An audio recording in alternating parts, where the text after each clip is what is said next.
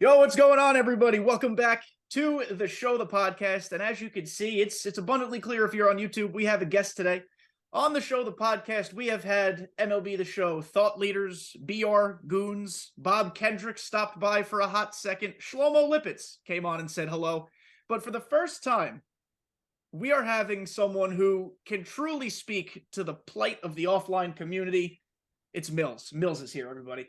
I'm not sure how I follow, Shlomo.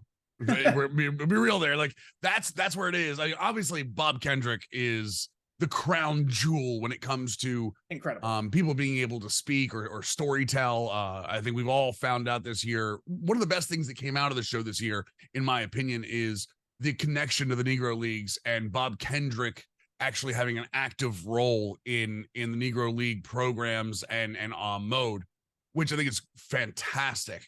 So following anything with that level is tough, but I'll do my best. Oh, you're going to do great. I promise. Again, I appreciate you coming on. I'm excited for this conversation because longtime listeners on podcast platforms and longtime viewers on YouTube will know that offline is not something that I really sink my teeth into. In my opinion, SDS just doesn't offer enough immersion. Excuse me, my voice kind of cracked there. Does not offer enough immersion for us to or at least for me personally, to really get into it. And I wish they did.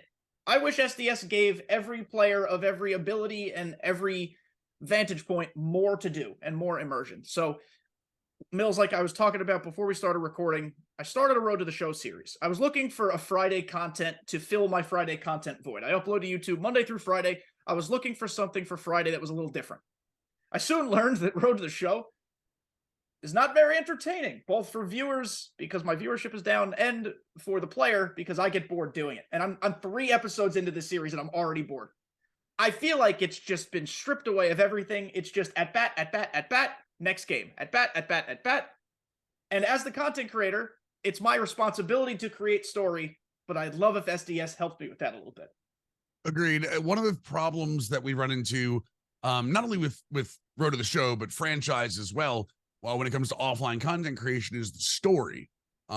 Whereas a lot of online players are head-to-head players, like the story for them is beating the player across from them, adjusting strategy like that. Sports you see on TV, how do they go back and forth? For offline, a lot of that is storytelling, getting you connected to a digital athlete that you might not care about otherwise. And that's one of the things that I normally specialize in. Road to the Show has made it increasingly tough year over year of doing this because there really is no storytelling elements to Road to the Show outside of gameplay. Yeah. And don't get me wrong, you can still make things out of gameplay. I know guys like Mighty Goat do it all the time. How when do you finally get to 99? When do you get your call up? But one of the problems that used to be in the show is there used to be like rivalries and little things that would pop out of that. Even things like boss battles when they added them in, when you went up against a top tier rival. It feels like all of that has been, I won't say stripped out, but kind of minimized. It's been put to the side where people just don't see it anymore and don't care. And that's a real problem for Road to the Show. A Road to the Show in superstar modes, especially this day and age where NBA 2K has something like the city. Plus a lot of their My Career has some scripted elements in it. It allows you their story scripted elements. Even Madden now. Madden just revamped their entire superstar mode, where Road to the Show is by far the mode that has been left behind for SDS over the last couple of years. And there are things with Road to the Show where, like, before I became I use the word competitive loosely. I am not a top ranked player, but I play in a competitive setting. I would play single season modes, or I would play Road to the Show, and I remember like the combine, so to speak, and more coach interactions and the ability to just walk into the coach's office and be like, hey, trade me right now. I feel like even that is kind of lost. And the one thing that breaks up the monotony in that game after game after game are those off-day training sessions. And I've recently learned that some of them are just 30-second cutscenes you don't even get to actually enjoy as a user. You just have to watch your guy shag a fly ball. You get like a +1 point to your clutch, and you move on and play again. So It needs love, and I feel like I do also think Diamond Dynasty needs help. But I think Diamond Dynasty is at a place right now where if they took a year off from like really upgrading that and focused it instead on franchise Road to the Show, things like that, I think that'd be a good trade-off for a 1-year type of thing, just to start catching offline up to speed with where it needs to be. So I think the one common misconception that happens a lot of time is that if you take away from one, you add to another. And there is truth to the fact that resources are limited in terms of manpower. But for the most part, you could still have Diamond Dynasty upgrades and have Road to the Show upgrades. Now, Road to the Show and franchise tend to be tied together a lot when it comes to development cycle. But Diamond Dynasty is, I'm not sure most people see this. Diamond Dynasty is its own like monster. It has its own crew. We've seen recently people from the community hired. Obviously, Ashley is now on that live series team. We see new people on those streams. So I think they could still add to Diamond Dynasty. Diamond Dynasty is something that's going to have live services throughout the year, whereas Road to the Show is going to be a big development cycle, a big release, and then regularly like fixes as it goes along. And I think we even see kind of in Diamond Dynasty where I think there's been a directional issue with SDS. It's they have a lot of moments now of big time moments and then lulls. And I think Road to the Show suffers from that directional problem.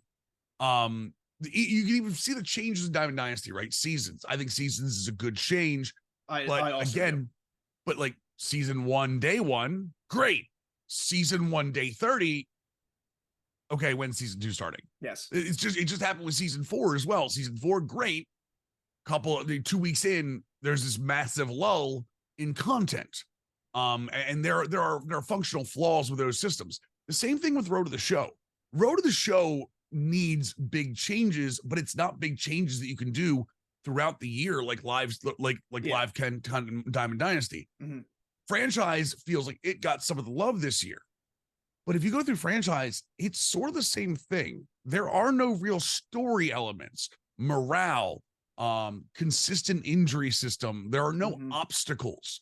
One of the best things is like a content creator. And even as I liken content creation of offline modes, the closest to like a casual player in that when you're playing, you need that connection. You need to feel something to continue to want to play. There are people that want to go 162-0. Don't get me wrong. But if you don't have like an emotional connection to something on there, you don't have that drive and motivation to play. Franchise right now is very plain in that. March to October does a little bit better with playing like key games. A little and bit. Road to the Show is the same way. And I feel like Seasons kind of had that same problem this year where you don't have a real connection to the content. It's just all of this stuff at the beginning. And then just kind of like the hill just goes down until the next season. I've tried to create obstacles for my Road to the Show character in these 3 episodes. You know, this is on Hall of Fame. I could probably play it on Legend. It would be okay. But I thought Hall of Fame, nice happy medium. I'm hitting like 480. That's not an obstacle. I did not equip any equipment unless we hit like goals every video. And even then it's like we go silver first, then we go gold, then we go diamond. It's still, I mean, I guess maybe that's a skill conversation and that's going to be different for everybody. And I understand that. But like you said, injuries would be super cool. Maybe we face a top prospect and there's like a pitcher boost that makes it even harder to go again. There's got to be some sort of immersion where every once in a while they go, oh, that was kind of neat. That was kind of cool. And right now it's just so boilerplate. It's all you can expect and kind of just choreograph the entire thing because there's nothing holding you back at any point.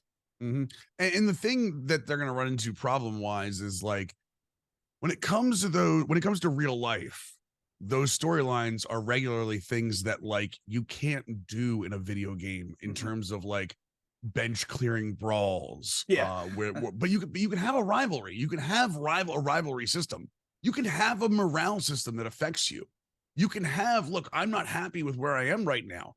Even NHL does a very good job of rewarding the player by saying, hey, look, as you make money, you can buy things off the field. You can buy a house. You can buy an apartment. You can buy things to fill that up. And one of the things I think every single superstar mode, which I just wrote a show, superstar, every single career mode needs is a trophy room.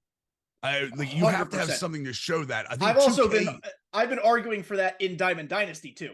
Yep, I agree. That's one of my friends and followers and subscribers, just a friend of the channel, Scott, shout out Scott, is big on having, like, if you go flawless in BR, you should be able to go to a Cooperstown mode or something and go see your exact team that you went flawless with. So I agree with you wholeheartedly. And the same thing for like franchise mode. You like, I should have a GM like locker or like a room behind me where I can show, hey, look, I have this many World Series trophies. I have a Rookie of the Year trophy for, like, if I was an Orioles franchise, like Gunnar Henderson. And it should have like a little boilerplate on it that says, you know, either your gamer tag or the player's name, the franchise, like all of that stuff. Those things I think are overlooked in today's sports games, where how much that will bring you into wanting that. The one I remember very clearly, and it wasn't so much a room as it was you just wanted to collect all the trophies, was NCAA 14. NCAA 14 had a bunch of rivalry trophies like real college football did, and I always wanted to collect those, collect the Heisman, fill those rooms up. And again, 2K back in the day had the same idea where you could have like MVP trophies behind you. Even a game, there was a dodgeball game that came out like 2 years ago that I was involved in, but it was the same way. It wasn't even real trophies. It was just like trophies you got from playing the game, and you could fill up your room and change the colors and the banners and everything. Little things like that I know take a lot of development time to do, but little things like that are the things that MLB The Show used to be built on. There, when you talked about MLB The Show, the thing that everyone talked about was the little things that it did right. And now I don't think they do the little things very well at all. I think they do the major steps. I think they miss detail a lot. It brings me the first football game I ever played, and this is going to be a throwback for a lot of people. ESPN NFL 2K5 with Terrell Owens on the cover. I remember vividly, constantly, all the time, going back to my mansion, walking through to see the awards for my franchise and like the milestones, and my agent would call me on the phone, and you can buy this, buy that. If they could do it in 2005, which means they developed it earlier than that. It's not as if it's impossible to do it again. It's like we were talking about resources and priorities. And I think because of how instantaneous sports games are now, in terms of we have to do content every week or twice a week, or whatever it is. I know it's different teams in terms of development, offline and online. But sports games now get so laser focused on keeping it updated throughout the year that I think they lose the importance of that off-season preparedness or that out-of-cycle preparedness, just to give us these different things ahead of time. I agree. I wholeheartedly agree. And one of the biggest problems, again, is it's sort of losing the forest through the trees sometimes. Is like, we have this massive baseball game, and one of the things that happened to SDS is it grew very quickly when the Xbox and the Switch like expansion came. They doubled, actually more than doubled, their user base almost overnight. And now they have to worry about that. I don't even have to discuss gameplay. Gameplay is actually pretty good this year. Yeah, like gameplay is very good. And honestly, if you put it, the biggest compliment I can give is gameplay is very good when you play regs, or if you play 99s and Diamond Dynasty, which is one of the toughest things to do, to tune the fact that, like, hey, we've got these superheroes at every single position, almost like full-on Hall of Fame all-star teams. That's when gameplay normally takes a tumble. This year, it did well in that, and it had to because of the way they did content this year, but it also plays very well in a regs situation, like franchise, like players that, you know, normally programmed baseball teams. It feels like everything around it, though. And I think Madden suffers the same way, as the gameplay this year for Madden is looked at as its strong point. And I feel like every time gameplay becomes a strong point for a sports video game, everything else takes like a back seat.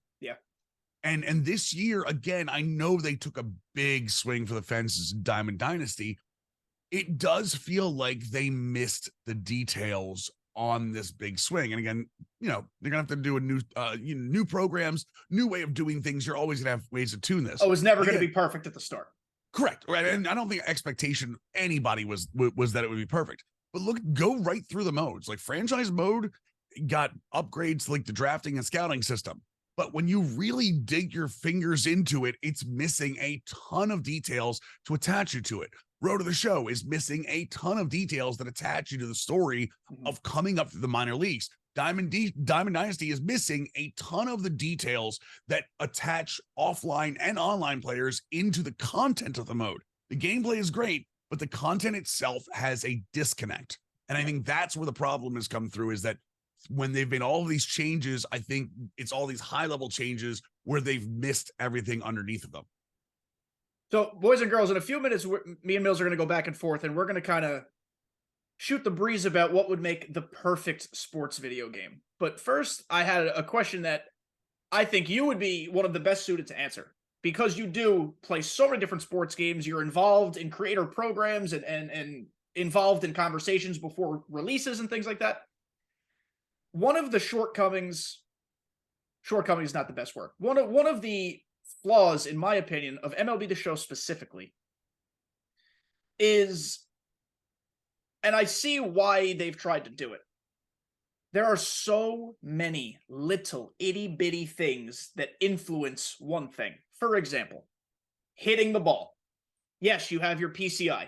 So that's a pitcher's hit per nine. That's your contact rating. That's, in some ways, your vision. Then you also have what type of hitter you are. Are you balanced? Are you power? Are you push hitter? What quirks do you have? Is it raining in the game? Is the server connection bad? Which is semi-irrelevant to SDS, but it does factor in the ultimate outcome. I think there are too many things influencing one thing across the board in this game. I would almost prefer if they stripped it back and just went pretty basic again. So, because I know Madden has X number of millions of different customization options you can have, and I'm sure 2K has it. FIFA might. You guys, if you play FIFA, let me know. I have no idea.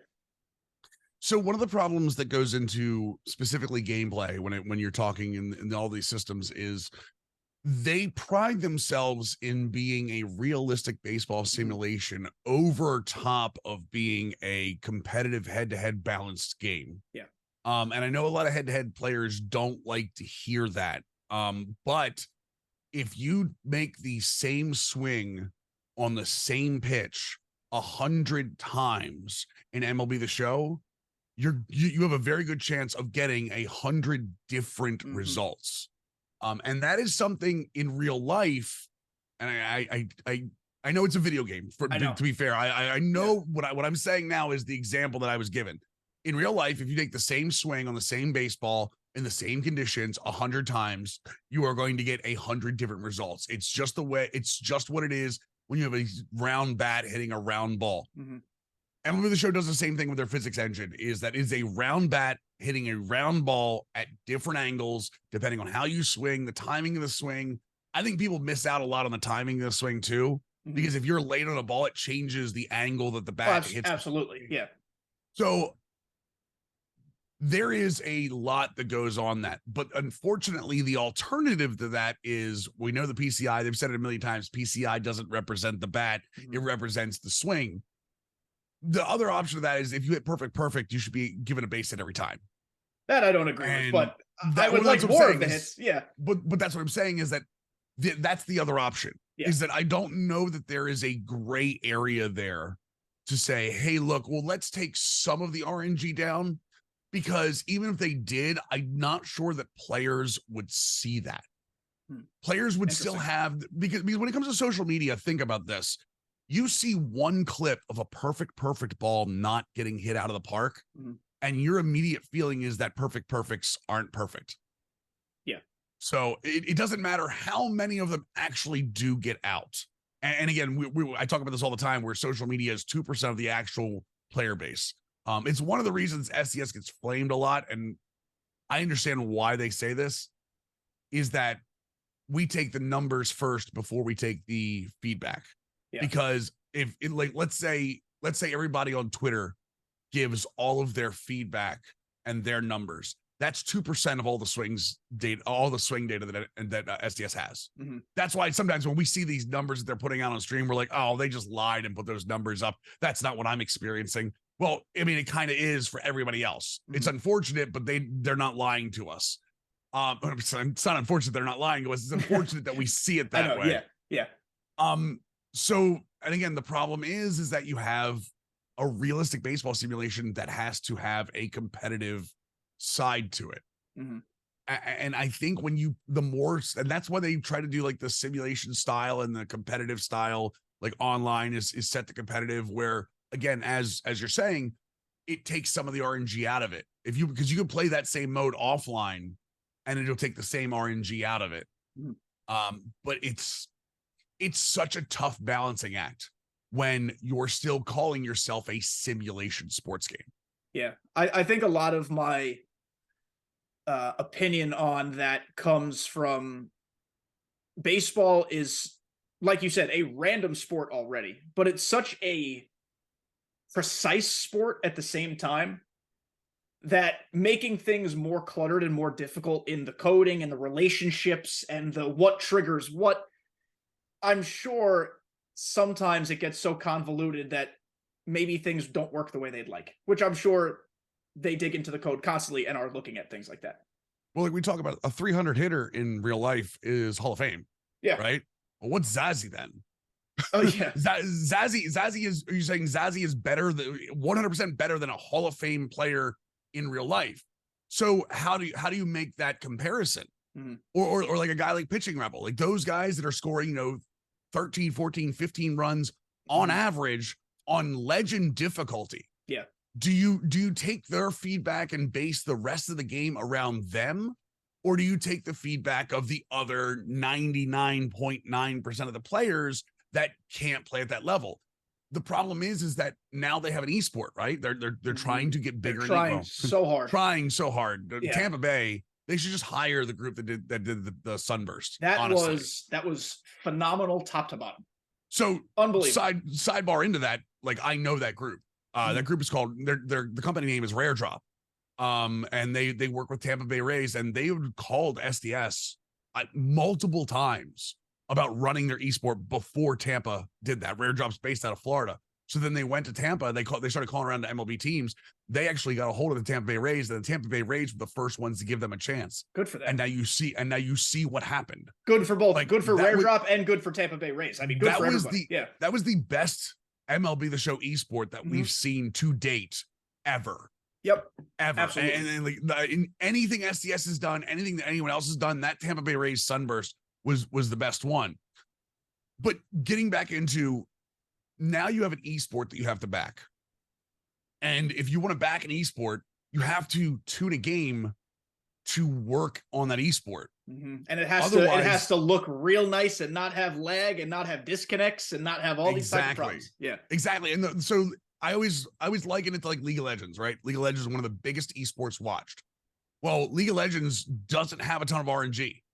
If you run your lanes correctly, yeah, you can crit sometimes, but most of the damage is pretty much set in stone. If you hit this, you're getting this damage. You're never going to get that in MLB The Show. No. You're never going to get, if I hit a perfect with a guy with 125 power, it still depends on how I'm swinging, or if it's perfect under, above, if it's a pull hitter. We don't even talk about extreme pull, push. Yeah. Like like you said, there's so much going into that. You're never going to get a viewer to understand all that. So then how do you tune an esport to that, to something that is, baseball is based in RNG. It always has been. Like, how do you tune an esport to that? And then at that point, you take the esport side of the way. How do you tune a game to an esport, to a casual, and to like an offline player? Yeah. There's so much they have to do and focus wise. And again, the fact that the gameplay is where it is this year, I think speaks to how good they are at doing their job, but also everything else around it. Like, there's only so many people to tune those things. Yeah. And ultimately, guys, why I wanted to have Mills on, well, for a variety of reasons, but one of the big reasons, like I said, he can dip his toe into so many different things. First of all, I have no idea how you balance streaming as many things as you do. I mean, it's probably really good for your mental health. Probably good for your mental health because you're playing so many different things. But I mean, you experience the best and worst of so many different types of titles.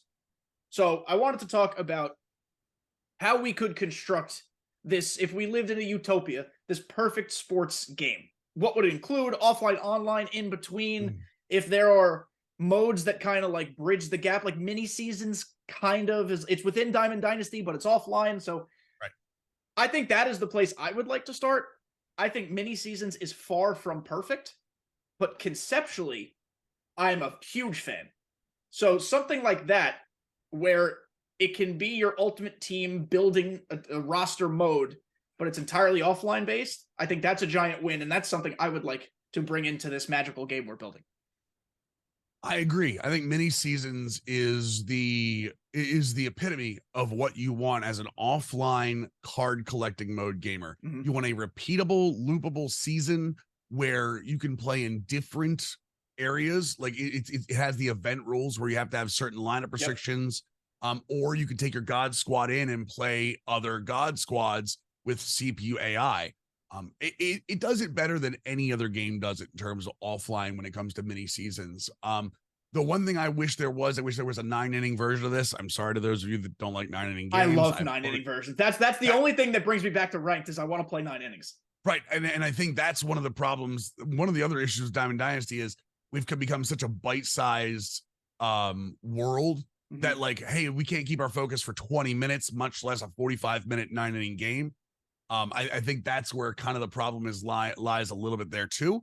If we're gonna sports game Frankenstein and you're gonna take mini seasons, I am going to take the franchise mode for NBA 2K and bring it in.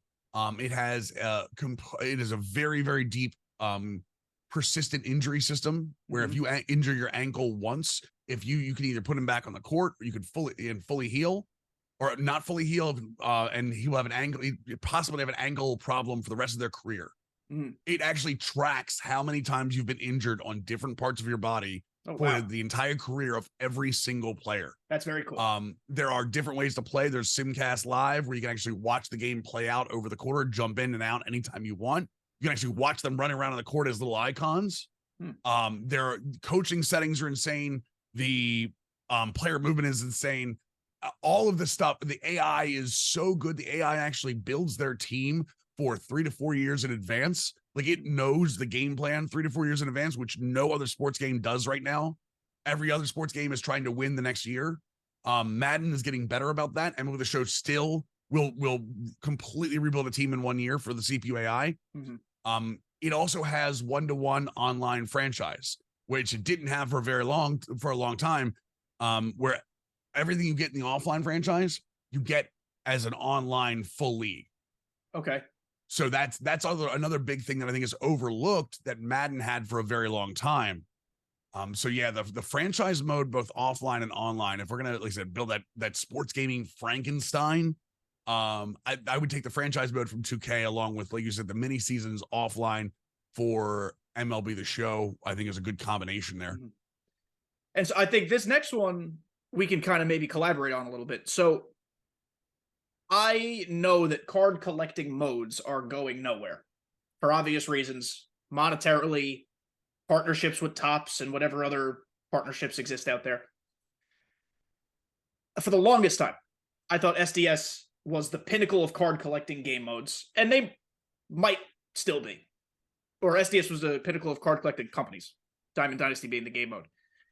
I think this year, collections and their relationship with sets and seasons is an enormous problem for content. I think the existence of collections or the overpowered sense of collections is why we're getting so many just crap 95s, 96s, 97s shoved down our throats. And then it's exacerbated by the fact that they want captains to turn everything into a 99, but nobody wants to use captains. So there's just disjointed relationships across the entire game mode. So getting back to the original point, which game mode or which game does card collecting the best in your opinion, and which one would you want to use in this Frankenstein game? I still think that MLB The Show does the best for no money spent players. I agree with that wholeheartedly. So, yeah. But what I'm going to say this, and this is going to be crazy because I stopped playing it this year, but I did enough research to make sure that I could speak highly of it. I think what NBA 2K did with their My Team this year, they removed their auction house completely. Okay. It is so that would be the equivalent of the marketplace in MLB The Show. Yeah, right? for the marketplace, correct. What they've done now is that you earn your currency. You can buy currency now, by the way, Okay. straight up the way you could end with a show. And you can grind currency offline. You can grind it online. There are multiple ways. There's never been a better time to be able to grind currency in the game. The grind is a little long for what you get, but a lot of their grind this year is offline or online for the same rewards. That's what we're missing in MLB The Show. That we're missing it huge, because one of the things I'm the biggest proponent of is no one should ever have to be forced to play a game the way they don't want to play it. Preach. And a lot of people hear me talk for the offline crowd. They go, "Oh, you don't care about online." No. People mistake that a lot about me. They get very defensive. I never want a head-to-head player to have to do moments ever again.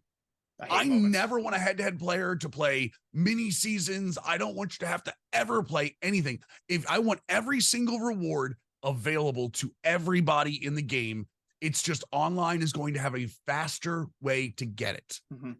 So, and offline players are okay. The crazy thing you're going to hear is like, oh my God, offline players have to be longer. Dude, offline players love it. Yeah. Offline players have a weird fetish with wanting long grinds. There are people that still want the Immortals grind from from original New Diamond Dynasty. I don't know about that. Well, no, there are offline players. I'm saying I don't know if I want that. I don't. No, I'm saying offline players want that. So what I would say is the first. I think my team is going in that direction.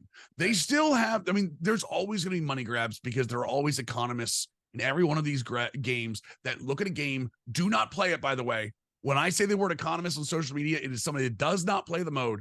It is somebody that has a number in their head that they have to hit every single quarter. And if they don't hit that number, they go into the game and they start putting their fingers into it to make sure that money is made. Madden did one this past year, not this one, but in 23, where they made a bundle, the Super Bowl bundle that's normally $100 and you get the first 99 in game. It was upped to $150 this year. That was a direct economist thing. That tripled the price of the base, basically tripled the price of the base game. And there was no reason for it other than, hey, here, we're going to make that.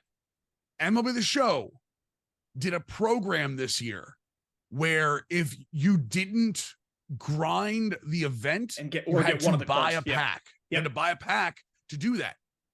And I was the first one I will say the first one. I was one of the ones that immediately called them out. I said, hey, this is not okay. This is not okay. If you're not going to make it grindable, then it's not a program. It's a collection. Yes. Like there's a massive difference. If you can't finish a program without buying a pack, it shouldn't be a program. Now I would to give them the slightest benefit of the doubt. So I didn't even notice it was an issue until I saw everybody tweeting about it. Because what I did, I was like, oh, look at this cool thing. I can collect a card and it will give me progress. That was new at that moment. I loved it. Yep. I did it. I finished it.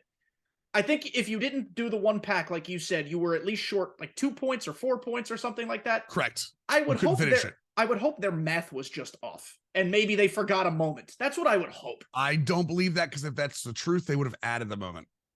That's probably a fair point. They would have went back in and added points to it. If that was a mistake, they're very good about going back in and fixing mistakes. That's true. Yeah. And you notice we haven't had a program like that since. No.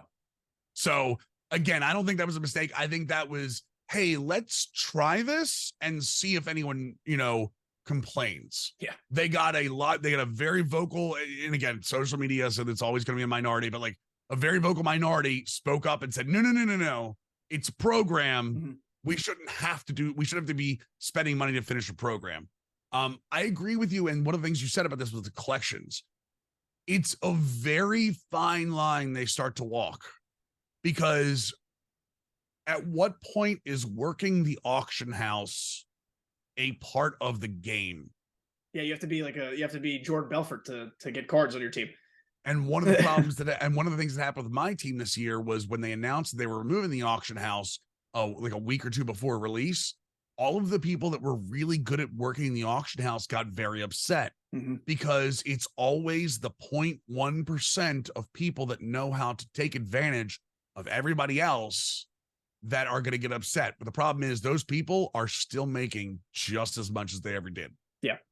So that's one of the things you'd be very careful about, is that a lot of people will the first thing they'll say is learn how to work the auction house.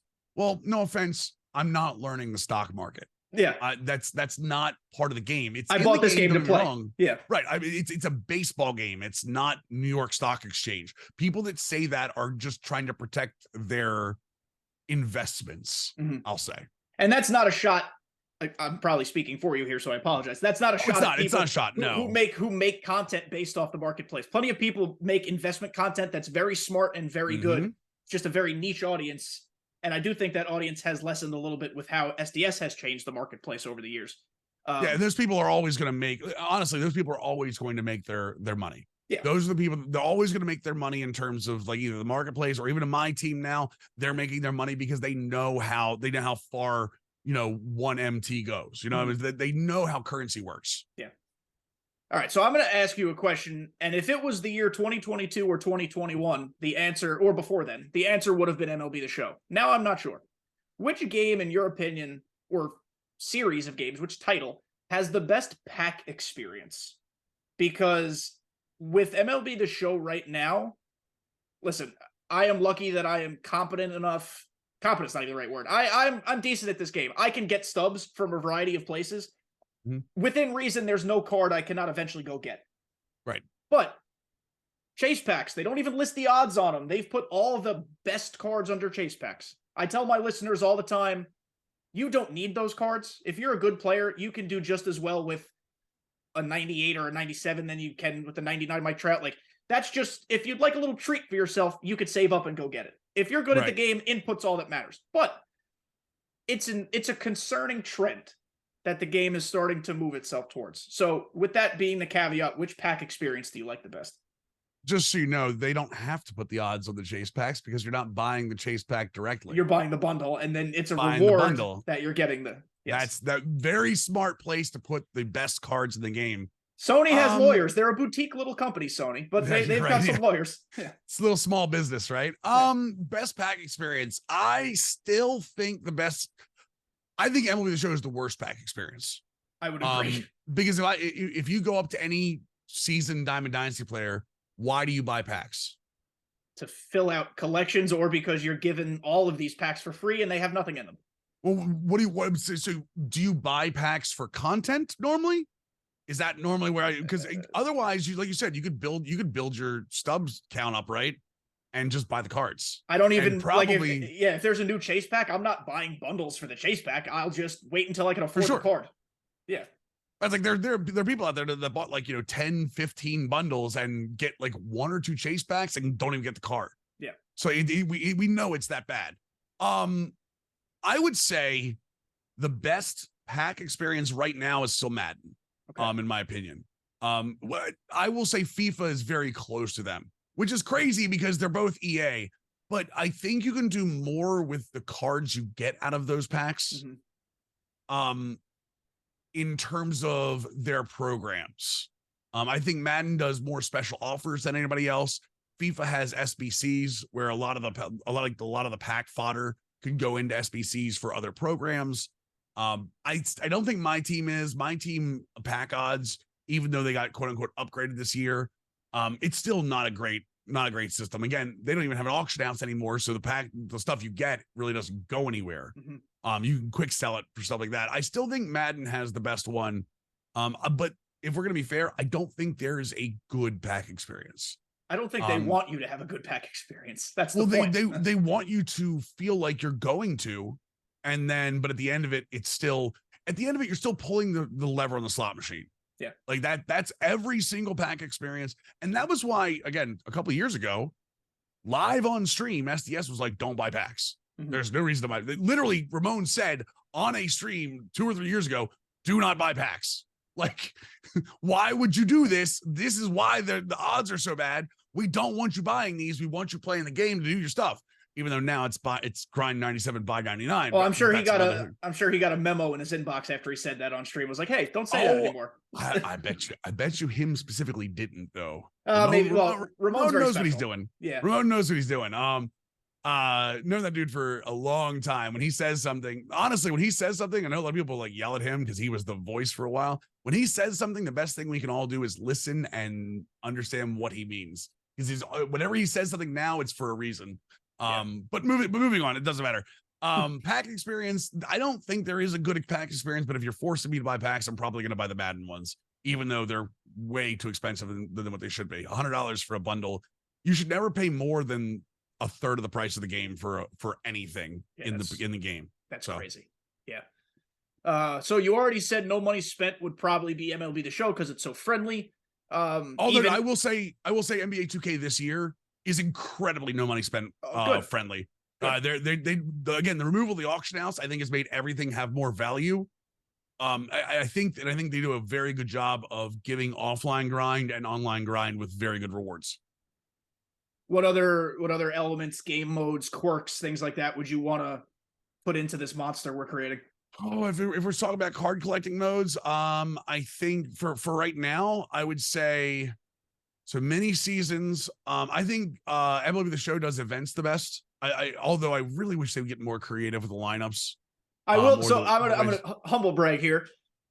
A couple of weeks ago, we put out an episode of the podcast talking about how events are becoming a problem because there's no variety. The restrictions aren't actually restrictive. You face God squads because the player minimum is 65. So you just load up a bunch of 65s and then put your God somewhere else. The week after their next event, maximum player and minimum player of like 75. They list. Yep. I hope 100%. And that's the best way.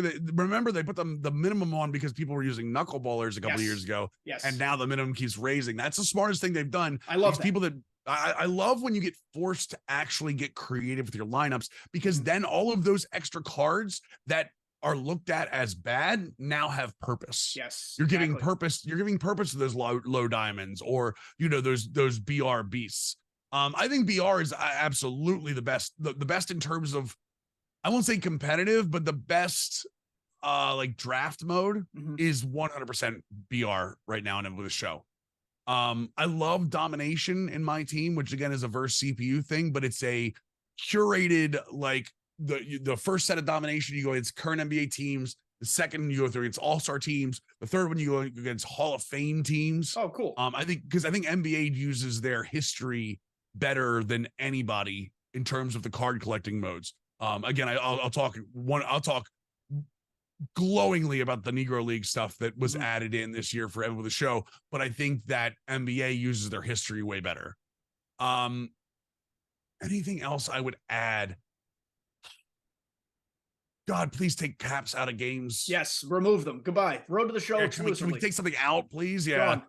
I understand why they want to do that, because there are a lot of people that want to see themselves in these modes, and please believe that every one of other of these games has talked about putting created players in their card collecting modes, and MLB The Show is trying to do something nice for players that want to feel that connection. But it's just such an unbalanced mess at times, especially this year where you had like starters coming out of the bullpen, and you had the Shohei problem where you had a two-way player that you could just bring them in and in and in, and guys have like sidearm screwballs or 105-mile-an-hour outlier pitches. Like, it's just, at some point they just got to like say, hey, look, if we want a balanced game, we got to take that stuff out. We either take it out or like we restrict what you're able to do. And with the pitchers specifically, like the submarine, like you said, 105, to then they throw a 67-mile-an-hour changeup.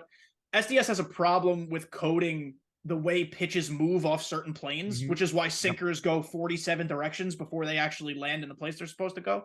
So then you exacerbate that with underhand in the rain, and it's just a mess. So restricting these things, maybe before we take the way we restrict them, I'm here for that.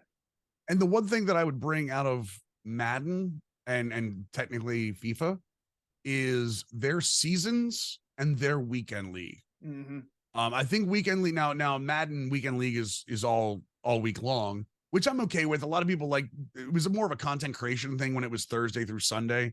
But I would love to see ranked seasons in MLB The Show have one difficulty. Yes. I think one of the biggest problems for the majority of the player base is that ranked seasons goes from veteran on the under 400 to all-star up to 700 to Hall of Fame, and it changes pitch speeds. Then it goes from Hall of Fame to legend, and you can play a legend player when you're on Hall of Fame. And let's be fair, there are players that have no business coming anywhere near legend that deserve to finish World Series. What I would do is I would make weekend league on legend difficulty, and I would put ranked seasons at either All-Star or Hall of Fame, probably Hall of Fame because of the rewards involved in it. I would put that at Hall of Fame the whole year, and then I would put Weekend League at Legend difficulty the same way that Mutt Champs is on. There's an All Madden Mutt Champs for Madden. Yeah, at the very least, I've thought about a way where maybe if they were to keep ranked structured the same, you cannot play a Legend ranked game until you are in World Series, where like both opponents are in that World Series, that 900 plus range. You can only play Hall of Fame until you have reached your 900 threshold, and then you've like unlocked a next level of ranked or something to that effect. But I like that idea too, because Weekend League or whatever the equivalent would be would add that true competitive nature to Diamond Dynasty, because outside of BR, which is a sweat fest, I don't think ranked is truly a competitive mode. Like in its essence, I guess it is, but it's not. When you look at other ranked in other games, it's not the same. Yeah. And the other thing I would do, with the reason I like Madden and FIFA a little bit better than that, I hate unique rewards in those modes. Like having a World Series reward, I know why. This is kind of a shot across the bow of a lot of people. I know why there are people that are World Series players want those unique rewards, because there is a gatekeeping in MLB The Show that I've never seen in any other game. It is crazy. And I'm going to say, I'm putting myself on my own island here. This is not you. This is me saying this. There's a gatekeeping to the cards in the top end rewards that are unique rewards. It's not even a stub thing anymore, because the people that are saying this don't need stubs. Yeah. They just don't want anyone else to get those cards. They want to be able to have like a trophy that says, this is mine. And there are better ways to have trophies. Nameplates don't do it. Icons don't do it. There are better ways to have trophies. But you can even like gold cleats, give them something in game that shows that. That being said, they have to reward these modes properly. The people play ranked seasons or people play rank mode in Madden to get coins. Yes. They play seasons in Madden because the rewards give them coins. I think it's a minimum of like 200,000 coins now for the top end rewards. And as you go through, that would be a great setup for MLB The Show. You go through your veteran season. If you get a certain amount of wins, you move up to the All-Star season. Then everyone in the All-Star seasons is playing All-Star. Then you move up to the Hall of Fame season. Then you move up to the Legends season, and let the Legends season loop. Like play Legends season, play like a 10-game Legends season with like a 3-game playoff that you're playing against. Sometimes Legend players, you can catch them in their World Series. Now it's a bounty thing. You know what I mean? But it allows you to loop things instead of just playing this one long, awful, like, ranked seasons is gonna, and now you're getting people playing ranked seasons for no reason. You want people to defend World Series, let them loop their rewards. For me saying that you should take unique rewards away from these players, you should take unique rewards away from everybody, by the way, just so we're clear. Your rewards should be for everybody. Everybody should have access to every single card in the game, but the players that are playing the top end should be compensated as such. Yeah. And they are not right now. You know, you said before, kind of backtracking a little bit with 2K, leveraging their history and their legends the best.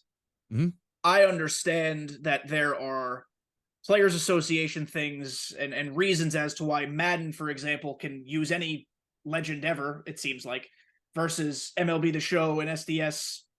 It's all money. They're not all the Players Association. So we're clear, Madden and MLB The Show sign legends the same way. They do. It is an individual thing. The pool is not differently for Madden? No, the pool, they are allowed to go to any legend they want as long as that legend agrees. Because the legends are not a part of the NFLPA.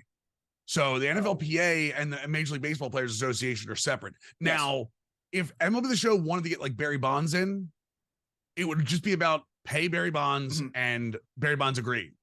Madden is the same way. They just got Terry Bradshaw in. They didn't agree with anybody else. They went to Terry Bradshaw and said, we want Terry Bradshaw in. They paid Terry Bradshaw. They brought Terry Bradshaw in. So that is, again, so their pool wise, it is not the player pool. It is a strict money thing. So that even further reinforces my point then, because I thought it was going to. For some reason, I was under the impression, maybe because I don't do enough research myself, and that's on me. That No, that's on you. That's not widely known. Believe me, you're not in the wrong. I wanted to give you more onto this because I know where you're going. Yes. Okay. So there are reasons as to why SDS has to pay for Richie Ashburn or Robin Roberts, two Phillies, just ironically, but it's because they have to disperse the legends to as many teams as possible. They have to make as many people happy, as many generations of players happy. Not everyone who plays this game is 25 years old. Some people are older. Some people want to use Richie Ashburn for some reason. There are not enough legends in this game that have the gravitas to draw people in. And I think there are also not enough legends in a sets and seasons format specifically to truly diversify how the content is happening. There is no reason that Kyle Schwarber's not a legend. He will be one day. But there is no reason that within 8 weeks and 1.5 seasons, we should be getting 299 Kyle Schwarbers. We should be getting something entirely different. So that are not awards, by the way. The one time I will give them a pass on that is if like Gunnar Henderson gets to 99 and then all of a sudden is named Rookie of the Year. Entirely different. Yes. Yes. Completely different. And I'm glad you brought that up because for the first time in MLB The Show's history, it has a content repeat problem. Yes. I think that they've always reused cards, reused concepts. That's not the problem. The problem is the first time in MLB The Show's history, they have to consistently give 99s throughout the year. That do things differently. Right. And the way they tried to cut that off at the pass was, okay, well, we'll do set 1 and set 1 will be expired by set 3. So that way, if we give you like a 99, like, I don't know, 99 Adley Rutschman in season 1, we can give it to you again in season 3 because you don't technically have access to the first one. What that has caused is, well, why is this 99 different from this 99? Like, why? What are the ratings difference? In a game that always said the numbers are what drive our ratings, it's not speculation. We have, if it's 19, 18, whoever, these are the numbers and how they would plot out on our chart. Yep. And now there's a snapshot series. A snapshot series. They're like, we'll just throw numbers at this card and this is what they are. And they don't have that anymore. Yeah. They don't have the authenticity to say that anymore. And this is the first year where people have gone, man, I've gotten this 99, like you said, Schwarber, so many times. I'm using 99s over and over and over of the same people. Even though they're different cards, it's the same people. And you're sitting in your mind going, I wonder if the power creep was such a bad thing at this point. Yeah. I think seasons and sets is a great idea. I love the fact that MLB The Show said, you know what? We were the first ones to really change the game in card collecting modes. And tip of the cap to that. Respect. Totally to that. Respect. And we're gonna try to do it again. But I agree with you. They don't have the legend base to be able to do this right now. Maybe they will. Maybe they will, but they've got to sign a significantly larger number of legends. And for all the hate they got for not putting like the home run, like the steroid era players, and now we've got the great home run race of 98, like those kind of players, they're missing a large portion of that like 85 to like 2005 gap. I have long said the late 90s and early 2000s is the sweet spot of players they should be going after. Well, it's what saved baseball from the strike. Yes. And a lot of us that play the game. Now, the problem is, like you said, you put Mark McGwire in the game and there are 20-year-olds going, who? Yeah. It's like, what? No, don't say that. They've never watched him play. Yeah. Dude, when they announce a card and I'm sitting there looking at Twitch chat and I see people go, who? I'm like, don't do that. Don't do that. I'm 43 years old. I don't need to hear that. But at the same time, I understand what they're saying. But that was the last love affair era of baseball. It was Sosa, it was McGwire. That was when Cal broke his streak record.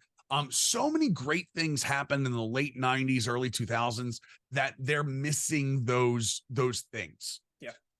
I will say I'm extremely happy that we're going to get, I mentioned this a couple times, the Negro League stuff, because that opens up such a large portion of players to be informed about how things were back then. At the same time, they're never going to be able to use them as consistent content in Diamond Dynasty because it would be exploitive. Like and they cannot exploit that. They have to make it. That's got to be care. To make that right. Yes. Exactly. They have to be very, very touchy with how they use those players. And again, that was Ramon's baby. That is his passion project. Oh, and it's phenomenal. Yeah, he will not allow that to be sullied in that way. So while we will see them in Diamond Dynasty, it's always going to have to be a very touchy way in how they do that. So they're going to have to, again, expand their legend base significantly to continue. What was it? 6-7 seasons they're going to have to fill with 99s? 6, yeah.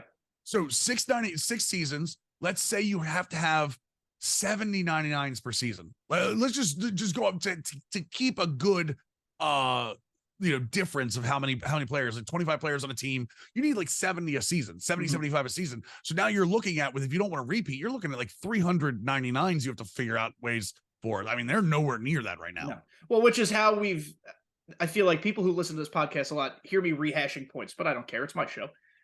They can fabricate cards however they want, for better or worse. G-Man Choi has a friggin' 99 in this game. In what world is...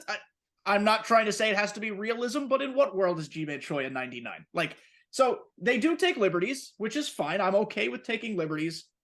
But at some point, like we're both agreeing on, the legend cards have to be more available. The legend base has to be more available. And I think they have to do a better job of balancing the legends they have.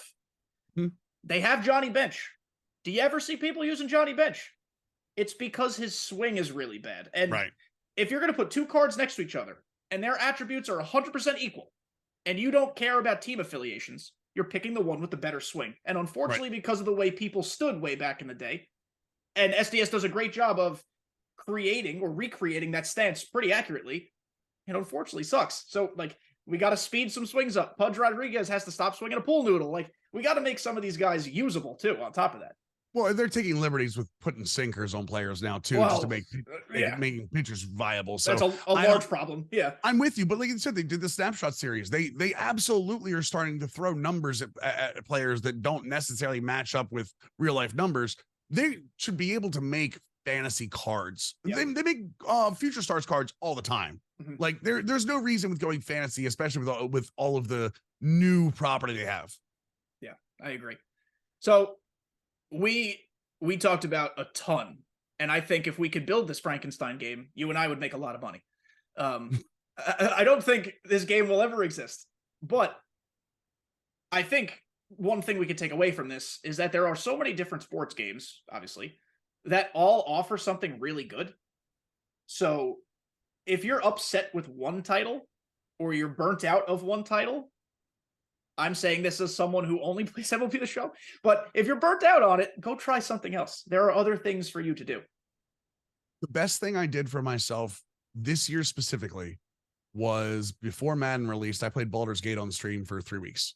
I can't wait to play that. I'm waiting to get the portal first before I play. I took a massive viewership hit. I knew what I was doing. Even if I wasn't playing content, I give this advice to anybody that is playing games that is getting burnt out. And I'm going to be very clear with you. Every one of these card collecting purposely puts a carrot in front of your nose that you will never grab. Okay. That's how it's designed. It is designed to keep you. I know it's a taboo word, but it's designed to keep you addicted to grind. Yep. Okay. That is the way all of these modes are designed. You have to give yourself time. We are in one of the golden ages of video games. This is one of the best years for video games in general. A long time. We have ever been in. Yeah. Starfield, Baldur's Gate. I play Texas Chainsaw Massacre all the time because it's a game that I see you tweeting about adore. it. Yeah. Dude, there are so many. Cyberpunk is getting ready to come out with a brand new DLC that changes the entire game. Spider-Man in a month. Can't wait. Spider-Man on October 20th. I'm so excited. Can't wait. There are so many games out there right now. Give yourself time to play something else. You are not going to miss anything. You are not going to miss a part of the grind. I have not played MLB The Show in 2 months. Must feel nice. I have not turned MLB The Show on in 2 months. And baseball is my favorite sport. I have not turned MLB The Show on in 2 months. I have, there are times where I purposely tell myself over a weekend, I'm not turning Madden on. I'm not turning NBA on. Like I'm not saying this as a content creator. I'm saying this as a gamer. Burnout is real. for regular gamers, content creators especially. God, you and I bashed our heads against the wall. You just talked about putting Road to the Show content on your YouTube that I don't even like making. I don't even like making it. Yeah. Right. And that's what I'm saying. Give yourselves time. Video games are supposed to be fun, not work. You're not supposed to be working. We all work jobs or go to school or whatever. You do not have to work when you're playing video games. Preach. Yeah. Before I send you off, I know you're a big Orioles guy. I live about 4 miles from Camden Yards, and I am a Long Islander. I'm a Yankee fan, so I apologize. But living in Orioles country when they're good, holy hell is it fun. So I tell all of my coworkers who are all big Orioles fans that, and this is not me being a salty Yankee fan. I really hope that does not come across this way. The Orioles, if you're a level-headed fan, you're a year ahead of where you should have been. And it's I mean, the returns you're getting this year are incredible. With the way they've performed versus them being ahead of schedule, this and that, where do you see this season ultimately going? I'm just curious where your head's at. They're going to lose in the division series. Okay. Well, let me take that back. If they win the East, they're going to get a team that is better than the Twins in the divisional series because of the way it works. And honestly, the Twins, the Yankees would be better in the playoffs than the Twins at this point, in my opinion. So I feel like they're going to win the division series, or they're going to lose the division series specifically on their pitching. And don't get me wrong, they have good pitching, but their pitching is what's going to fail them in a big series like that. I think Kyle Brash will be fine. I think the issue is we get guys like Grayson Rodriguez who have never pitched in those big games like that. I think that every team goes through that first year playoff to get that under their belt, and then they take their next step. Houston did the same thing. They get that taste. You get that taste of like, okay, this is what it's like. Now we're ready for it. Mm-hmm. But at the same time, I think Baltimore is just like, if they have 10 games left, if they go 5-5, they're a 100-win team. That's nuts. I mean, I think the Orioles are a 100-win team if they go 5-5 in their last 10 games. And if they go 3-1 against Cleveland, they win. They've won the season series with everybody. Yeah. That's crazy to me. So my opinion is if they run into Seattle mows them down because of their pitching. Mm-hmm. If they run into Houston, I think it's a good series. I think they match up well with Houston. They just played Houston and won 2 out of 3. What an incredible series that was. Yeah, no, and that's a fun series. Like, I'm here for fun baseball, but you're right. They're a year ahead. Like, Gunnar Henderson was not supposed to be this good in his first year. Grayson Rodriguez was not supposed to be this good when he came back up. They've gotten great years out of, again, Kyle Bradish. Dean Kramer's been very good until recently. Tyler Wells was very good until they had to send him down. A lot of their young pitching is hitting walls because they haven't pitched this long before. Yeah. That's where the problem comes in, is that they're hitting a lot of these. John Means just came back. By the way, John Means is pitching for the Orioles in 2023, right? Yeah. So I think, and the fact that Felix Bautista is hurt, I think is going to hurt them very much in the playoffs. So I would say divisional series, they probably lose the divisional series or the championship series, depending on matchup. And then next year is their year to really go all out. I ultimately agree with that, but I can also see them just going into the play. First of all, if they get hot, any team gets hot, yeah, sure. But like, if they get hot, well, their lineup is one of the hardest to navigate. Verlander talked about it the other day. When Verlander, they caught Verlander well the other day, and Verlander said it's an incredibly hard lineup to navigate because top to bottom, when McCann's not in the lineup, even McCann hit a safety squeeze and was safe. James McCann in 2023 hit a safety squeeze. Yeah. That's what this team is. They just don't stop swinging the bat. It's just constant. And one thing that the Orioles have never done before is they watch a ton of pitches. They're not swinging at bad pitches. They're swinging at good pitches and making good contact. What I will say, and there are certain teams in this league that when they're good, baseball is better because of it. I think the Orioles are one of those teams. I think the Orioles are one of those teams that when they're good, but I also believe, as much as I hate them, I believe when the Yankees are good, baseball is better too. I would rather it be the Yankees and the Orioles at the top of this division than the Rays. And don't get me wrong, I love the Rays, but the way they've treated their fan base, it's the same way with the Athletics. I hate the way they treat their fan base, and I hate the way the fan base treats them. And they're going to get rewarded with a new stadium because of it. And I hope it gets better down there. Because that baseball team deserves it. But let's be fair, no one in baseball cares about the Tampa Bay Rays. People care about like the Yankees. I think people think this is crazy. I think the people think Red Sox are bigger villains than Yankees at this point. So I just assuming the Yankees are doing a large audit of their organization right now. So assuming that yields positive results, I look forward in the next half decade to the Yankees Orioles going back and forth in the East, because I don't think the Rays eventually are going to stop having some staying power, and the whole Wander Franco situation was out of their control mostly anyway. Right. Sidebar. The Red Sox are in a state of complete disarray with not having a GM and upset with how that was handled. And the Blue Jays are a fun, consistently mid team. So if it could be Yankees Orioles for the next 5, 6, 7, 8 years, I'm totally down for it. Those games are so much fun to watch. And the Orioles aren't done yet. Like they just brought Heston Kjerstad up. He's got 2 home runs in his first week, and the first one was 425 feet. Mm-hmm. They've got Jackson Holiday still waiting, hitting 450 at like AAA. He's gone from single A Aberdeen to AAA throughout this year. Yep. Colton Cowser still getting his feet underneath of him. They've got pitching down there. They've got so many things down there, and they have, depending on how John Angelos is, because God knows we can't have nice things here. Yeah, he's right. Depending on it is, I mean, we could be 1 or 2 free agents away from a big run next year. So, and again, the Yankees are always 1 year away from reloading. So next year should be fun. I'll tell you, I went to Jordan Westberg's second game. Mm-hmm. Not for that reason. Ellie De La Cruz was in town, so it's like, let's go get tickets.